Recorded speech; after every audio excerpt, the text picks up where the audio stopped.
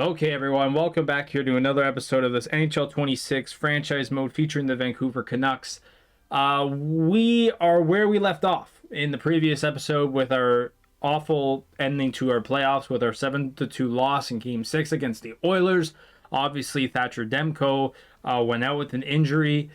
It was a terrible ending, and we definitely had enough to go forward, but we just... didn't have we didn't because we lost our goalie. So yeah, it's a tough pill to swallow, but now moving on into this, it is now my team. I get to take over this whole team now. I get to make the trades I want to make, and we move from here. So it's going to be a lot of changes coming up.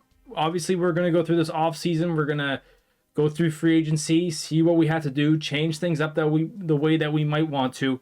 But this is now my team. I'm no longer going off of what history has told us here this NHL season.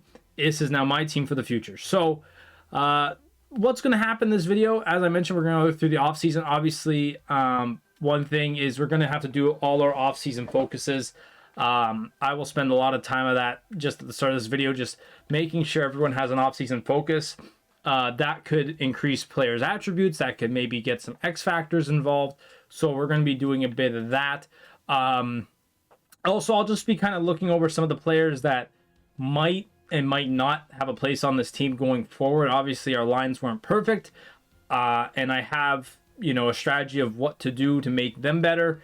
So we're going to have to, play that card as well.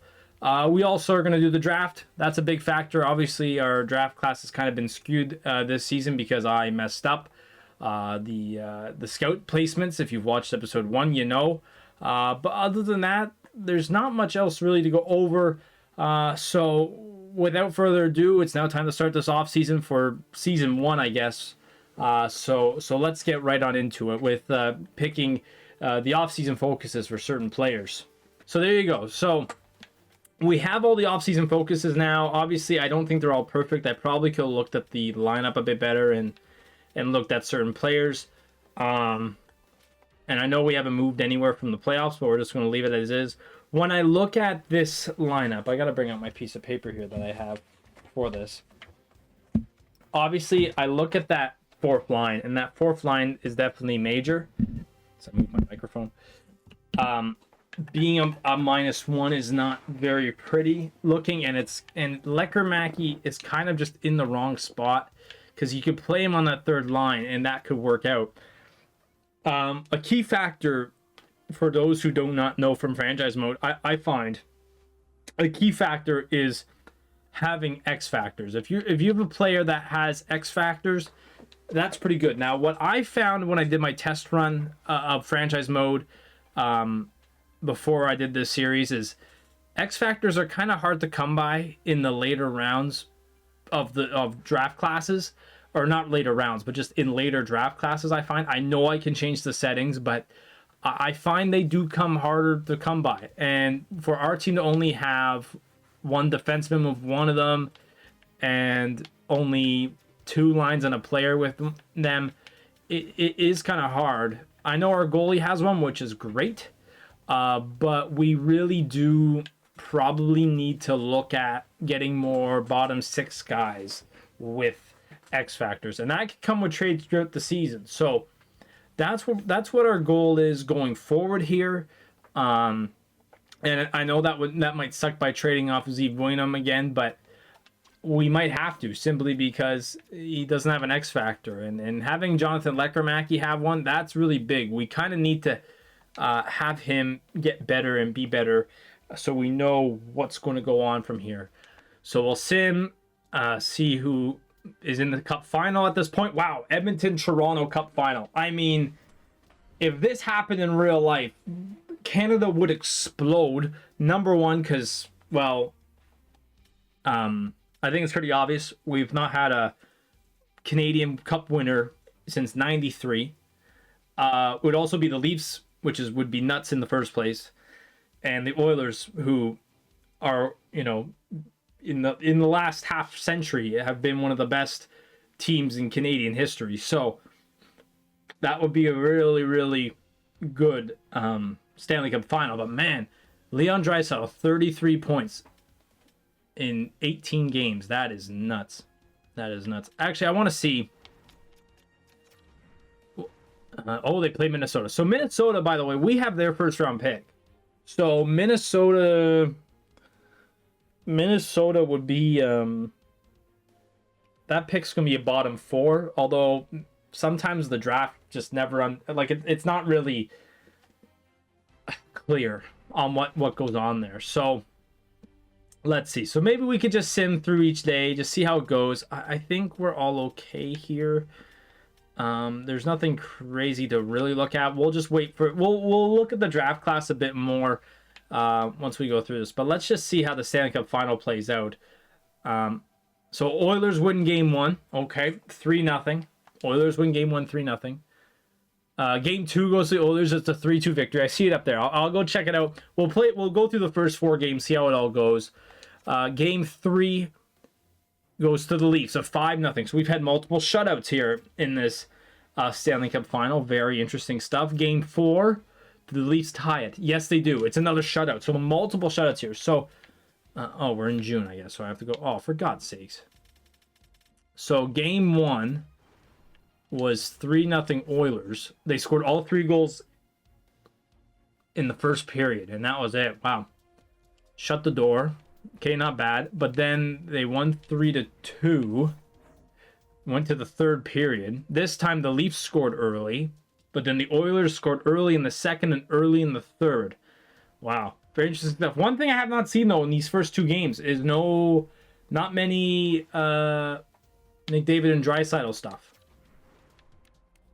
Like, not many. I mean, we'll check the full stats. And then 5-0 Leafs on the road. So they go on the road.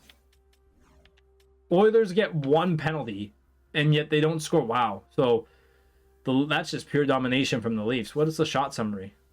Not bad, actually. That's just NHL Sim. So, and then we go to June here, and we have ourselves a 2-0 Leafs victory. Wow. Okay, so they score late in the first and early in the second. Wow, incredible. So, let me go back to the points because, yeah, McDavid I think has a couple of points there because I don't think he was at 31, or maybe he was. But McDraisaitl, that's what they are basically. But Draisaitl has not had a point yet that series. Interesting stuff. Okay, this is game 5, so crucial game 5 in Toronto. And the Leafs win it 2-1. Oh my God. In overtime too. That's incredible. Toronto would be buzzing. McDavid and Draisaitl finally link up for a goal. But John Tavares has been actually playing really good this series. I've seen his name a lot. I haven't counted fully, but man, oh man, could John Tavares be the savior for the Leafs here in 2026? Obviously, I hate to break the news to everyone, but the Leafs are not in the playoffs in real life, so this could not technically happen. But here we go. Can the Leafs win the Stanley Cup here in 2026? They do. Oh, my God. Oh, Toronto. Oh, my God. So the Oilers score first, but the Leafs come back. Austin Matthews, I'm guessing that's an empty netter. Oh, how fitting. The Leafs suck this year in real life, and then they come back in the game here. You know what, though? They shut down the big 2. I wanted to say, obviously, like what happened in the last series, we shut down McDavid and Draisaitl pretty good up until those final 2 games, especially the last one.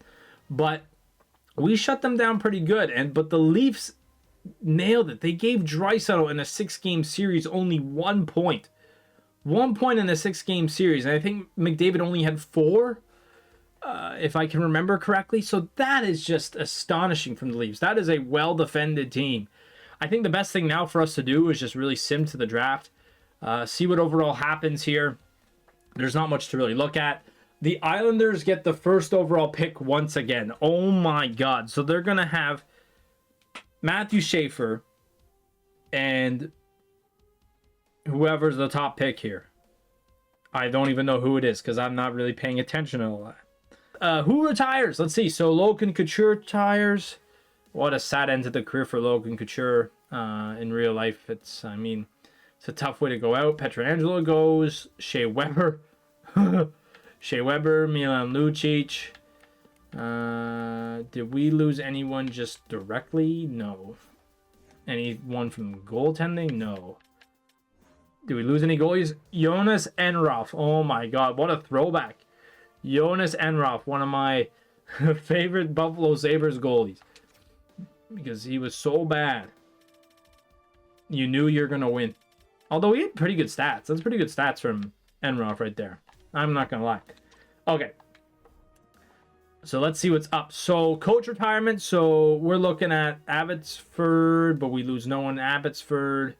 Vancouver-wise. Oh, we lost a coach. So we lost Billy Sizik. So we did lose a coach. So we will have to be looking elsewhere. So big ups the first couple of rounds. And it's going to be tough because we don't have people scouted because I screwed up the last time. But we're gonna do the draft here. We have pick number 19, pick number 30. Big crucial spot here for the Islanders with their first pick. So here we go. So first pick, Sam. So they go with Rubrook. Rubrook being the left winger, medium elite. That's not bad at all. The Boston Bruins will go with Vigo Bjork. It seems like this draft class is a little bit cruddy. Because the Penguins will go with Belche, who's 70, and then this should be Stenberg at 72. So overall, a bit of a rough looking start to the draft. So like I said, I didn't check if we had any gems or not. Let's just quickly check here. Oh, they're all busts. Okay. Well, that's pretty simple. So Jordan Duguay is one option. We also have Mr. Brady Wasselin, whose weakness is teammate utilization. Obviously, Jordan Duguay has none. But looking at points, it just seems like Wasselin, our scout rank has at 16. He's at 19. And of course, Wasselin, I think Wasselin fits our bill a bit better, to be honest. Obviously, we also have Suvanto here, who we didn't really look at. He only had an assist in 52 games. Statistically, too, I don't know. And he's 3 years. So you know what? Let's go. Well, what does Carter Hicks have? I don't care. Let's just go with Brady Wasselin. See what it has here. Obviously, we have a pick coming up in a couple of picks. So we're going to have to make a pick further down the road there. But let's just see what Brady Wasselin has for us. Maybe something good. Okay, top 6, 68. Okay, so not bad. Obviously, like I mentioned, the first year draft, you're not going to get anything massive out of it. It's going to be very tough to do. Jordan Duguay. Okay, so we got a better player out of that. Savanto was also top 6. Okay, so equally just as good. So I'm very happy with that selection. Alger East goes. Oh, that's our pick. Okay, that scared me. Okay, so Alexander Belicki is the top guy available. Our central scout says do not take him. And then we have Jean-Christophe Lemieux, who is ranked 21. And that's not that bad. Then there's Carter Stevens, who is again, but he's similar to Pat LaFontaine, which is pretty incredible. But there's Xavier Lemieux, who has some good stats. Now, terribly scouted. But his ETA is about 2 years. So in my opinion, he's got to have something good. I know his central scouting rank is not the best, but I feel like we just have to go with him, see what he got. A top 6 at 16. So a good rating, but overall, I mean, the potential's not fully there. Okay, so that's not that bad. Belicki, I'm very happy we didn't go with him. And then I got to go back to here. I got to do all this. Let's just make sure we didn't get screwed with someone. Lemieux's a 58, a top 9 forward, so not too upset about that. Let's just make sure Stevens was a 58, top 9. Okay. There's Lawton guy. So now we're in like crazy territory of I have no idea what to do. Judging by what I see here, it's kind of just going to go off of what I feel. Now, this guy, Landon McSwain. It seems to have some good possible stats there. His ETA second as well. I don't mind that guy maybe taking McSwain there. What does this guy... Gustav Zafinaganov as well. He's also not that bad. Nikita Semin as well. Ooh, he's got some good stats. There's some good players here. And of course, we have 2 picks coming up. So we definitely can fail on both picks. But I really like the low stat knowledge that we have of Landon McSwain. Having a physical and whatnot there. Now, judging by the scheme fit, it's hard to tell with the scheme fit. Sometimes it's not really the overall best, but overall it's not that bad. He's kind of like a 4th line guy. Let's see what we can pick up out of him. He's a high top 6, 71 overall. Okay, that's not bad of a pick. I'm really pleased with that. So we didn't miss out on anything too crazy. Maddox Dagenais is the next guy available, and he has okay statistics. I could see this kind of... hello, Caleb Mitchell. I could see this now kind of hitting this point where... oh my god. Yeah, I think we just have to kind of call it where we have it and just know of what we just go with what we know. And judging by the fact... ooh, okay, well, he has a couple of Ds.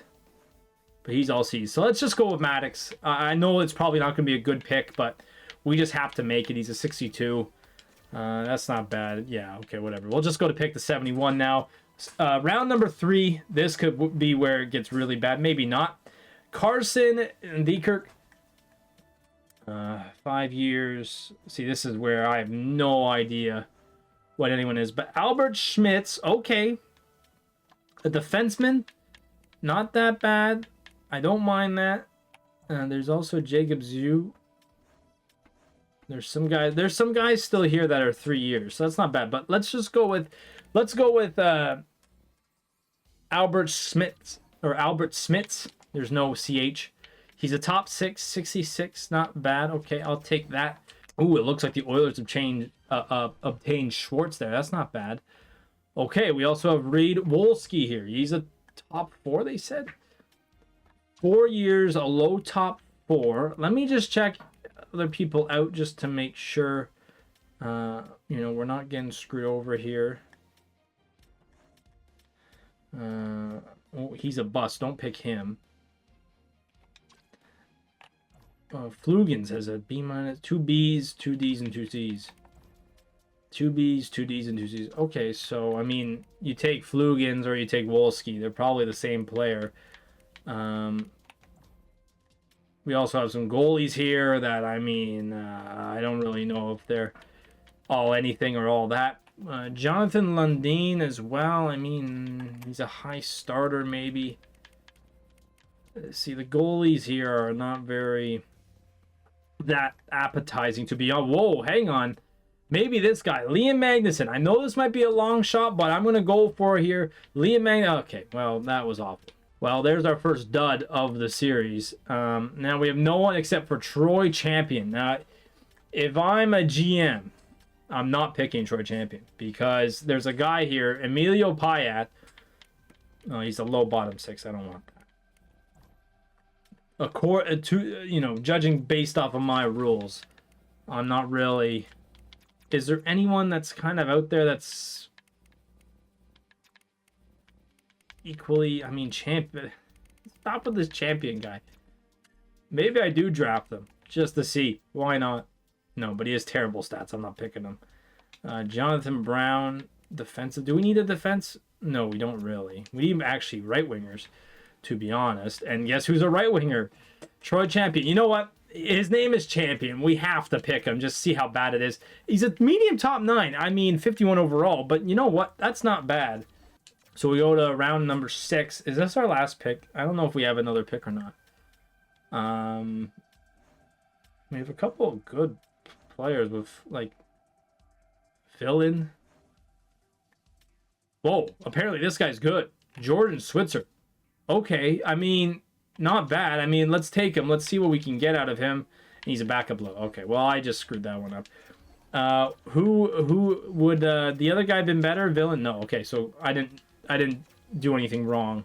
We're done, and the players are bad. So I'm not too mad about that. So we wrap up the drafts. Wasselin, I don't mind that. Villeneuve, I like that pick. McSwain, I think I like too. The others, they're okay. I think we hit a dub with Magnuson, Champion, and Switzer. But Smits, Dagonet as well, I don't mind them. So we have a few good picks here. Okay, so here we go now. After the draft, we're back in the re-sign phase. So this is a crucial part of going forward here, and it's a big time of the year for us because we need to re-sign players. Obviously, there's a couple. Evander Kane got up to an 87. Wow. Should we bring back Evander Kane? He scored 30 goals. There's a good question there. What I like to do is just to kind of keep our roster equal, at least for centers, at least for centers in AHL. It's kind of tough to do, I understand. And basically what we're just going to do is get rid of the people that do not need to be there. Any bottom 6 guys, any AHL top 6 guys like Labate, who's 33 years old, still on our team for some reason. Aman, see you later. I'm sorry, but you just have to go. So Patera, I know we have Tolopio, but we also have Young, and we're gonna have Medvedev. Although I think he's still gonna be playing. And yeah, so we have Ty Young. So we could possibly have Patera just stay there, but we could also pick up a goalie who's just so bad he will not play, but he could be a backup in the future. So we'll say thank you very much, Patera, for your effort, but we do not need you anymore, sir. So our goalies are figured out for right now. I still can't believe that no move clause on a backup. That is one of the worst things I've ever seen in my life. I kind of prefer if we had Elias Pettersson play. So we have 1, 2, 3, 4. Well, maybe not play, but at least 5. So we could sign maybe one defenseman. Derek Forbett. He's 34 though. I don't think I'd want Forbett. But I also, you know what? Derek Forbett can go. What we'll do is we'll sign Pierre-Olivier Joseph. So we'll do that. Mancini, though, I think that might be a tough call. He didn't really fit the bottom pairing all that great. So I think we'll say thank you very much. We'll call it a day there. Wow, our right wingers are depleted badly. Okay, so, and on the left side, everyone's okay there for now. Okay. But we have Liam Ogren, we got ourselves Linus Karlsson, we got ourselves Max Sasson. Linus Karlsson being 20, that's a tough call. That really is a tough call. The thing is, I'd probably want to pick up a 4th line center if I can, someone to play the 4th line. So, to be honest with you, I don't know if I'd want to keep Linus Karlsson or Max Sasson either. I'm going to let them go, to be honest. I just feel like I thought they were a bit younger. I think we can survive. I think we really can survive without them. And I'll give this Klimovich guy a contract. I know he's 23 and he's a bit older, but whatever. We'll keep him that way.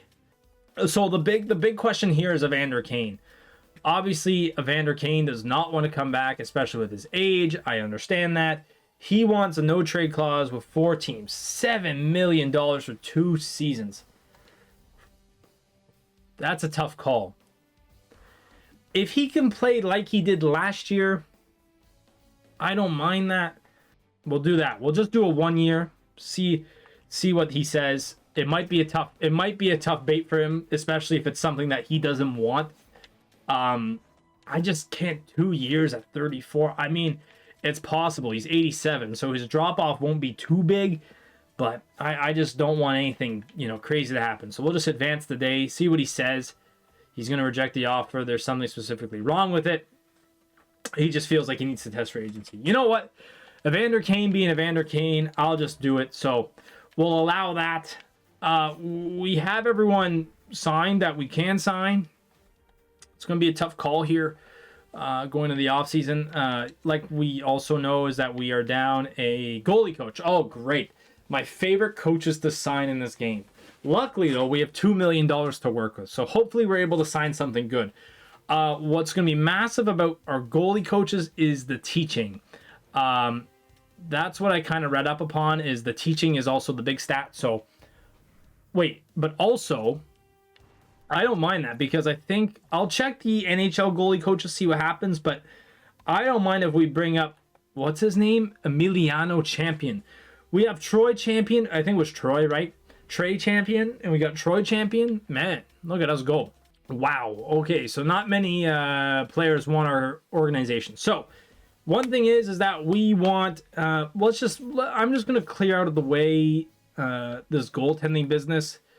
We want like a 65 overrated overall goaltender. Hugo Anafeld. I mean, I remember a couple of years ago in the game, he was like the guy. I remember that for some reason. I don't know why I remember that, but he just was. So there's our bad goalie. AHL defenseman. So I said 63. How many did I need? Like just 2? I mean, why did I do this? I don't know why I did this like this. There's a 61. Oh, this is the Lyson. That's the Sens guy. Okay. Sign you.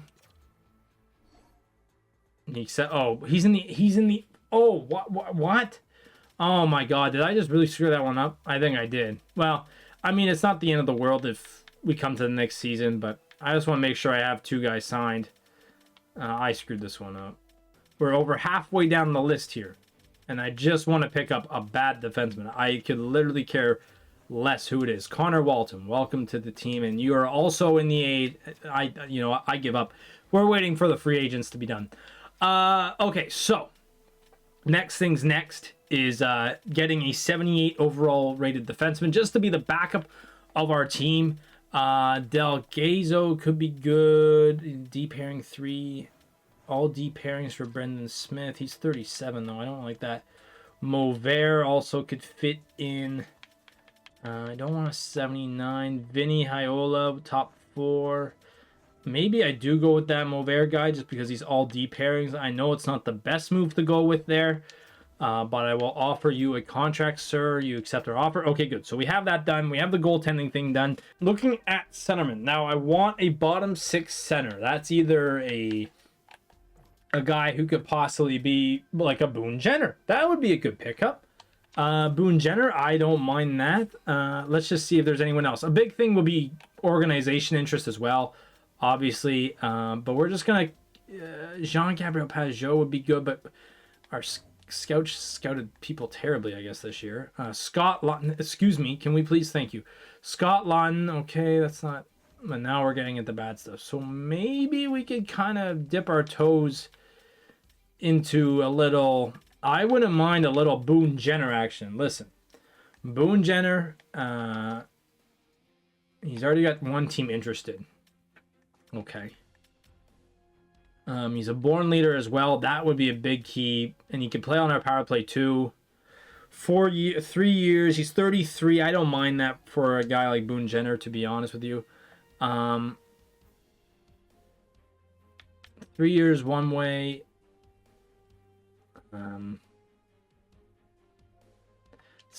Let's see if he accepts it. He does. So we got Boone Jenner. That's a great pickup. I don't mind that at all. Eli Tolvin, no, he doesn't fit our lines. Jeff Skinner, David Perron. David Perron is 38. He's 85 overall.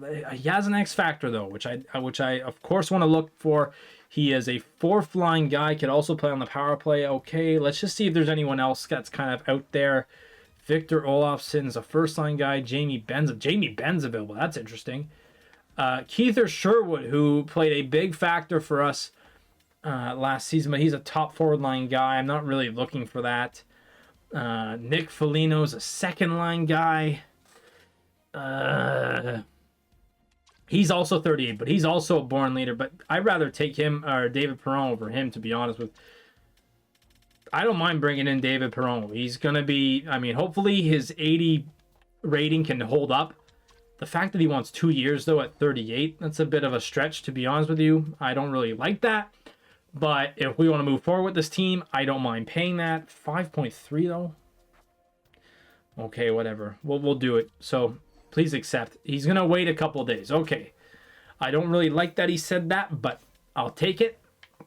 Right wingers time. A good pickup here would be like Jordan Eberle. Yes. Okay, so he somewhat fits on the 3rd line. It's not brilliant, but I definitely enjoy a Jordan Eberle on the team. I think that would be a good pickup. I think that I know everyone at home saying, why the hell is this guy picking up all the old heads? Listen, I don't mind having old heads on the team. Just as long as they freaking play. I'm just happy. And I think if we could pull together a couple of good guys here, Corey Perry would be insane. What's his overall? 80. At 41.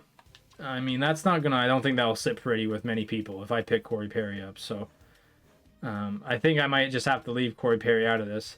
And it does not seem like we're in a good spot. Maybe Corey Perry is the way to go. I'm just saying. But now I'm just going to look at everyone else, just see if there's anyone that's...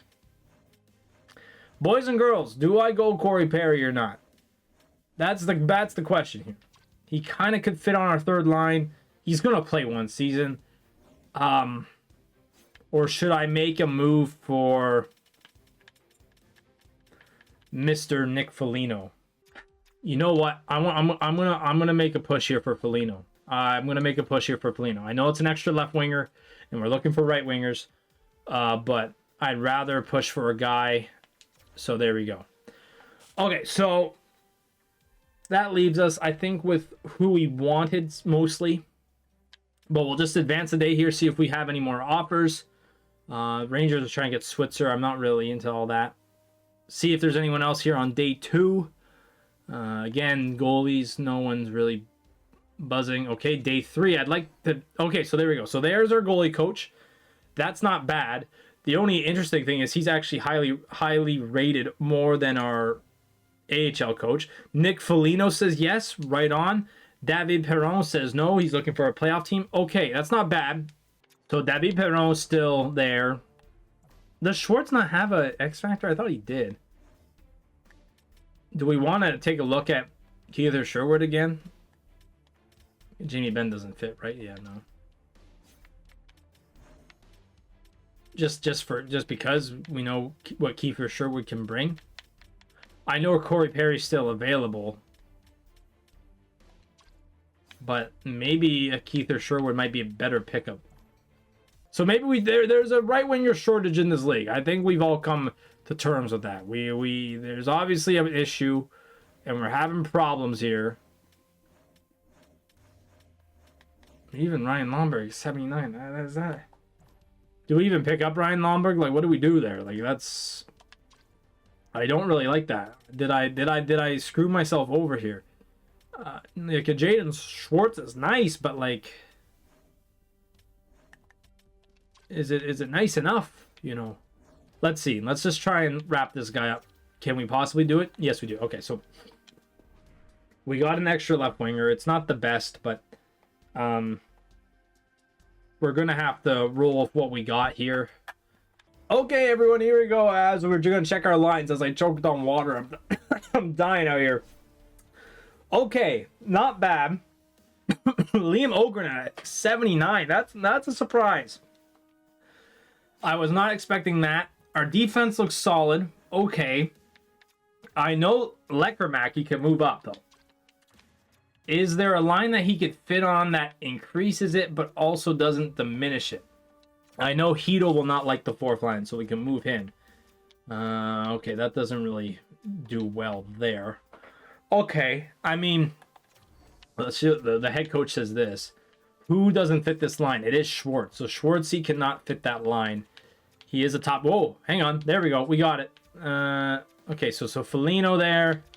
Can we move Lekermacky up to a line that would fit him? I mean, I kind of like it like that. We'll roll with this. I think we can roll with this. I know that there could be stuff moved around. There definitely can be. We'll leave it like this offensively for now. Defensively, I would kind of like if everyone was on their side, and they kind of are. Okay, well, I guess there's no arguing with that. Okay, so defense is all right as well. Let's check out the power play. It's a +5, so our power play should be pretty good. I believe it was pretty good last year. Wow, look at this. Our power play is really solid. Our penalty kill, okay as well. You know what? Not bad. We don't have that bad of a team. I mean, our penalty kill there at the end was kind of bad, but whatever.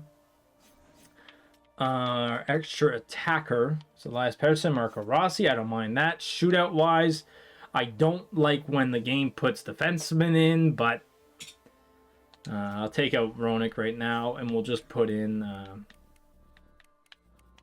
Jake DeBrusk. Yeah, I like that better. I like it a lot. But can anyone else? Filipino can go.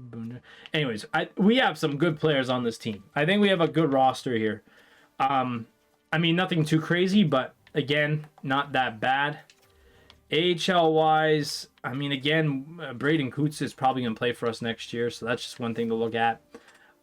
Defensively, they're all good. Yeah, I think it's fine in the end. I think we're all good on that front.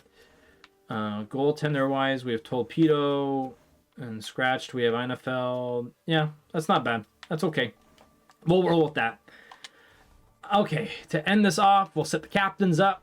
Elias Pettersson can be an assistant. Jake DeBrusk can be assistant. Tyler Myers.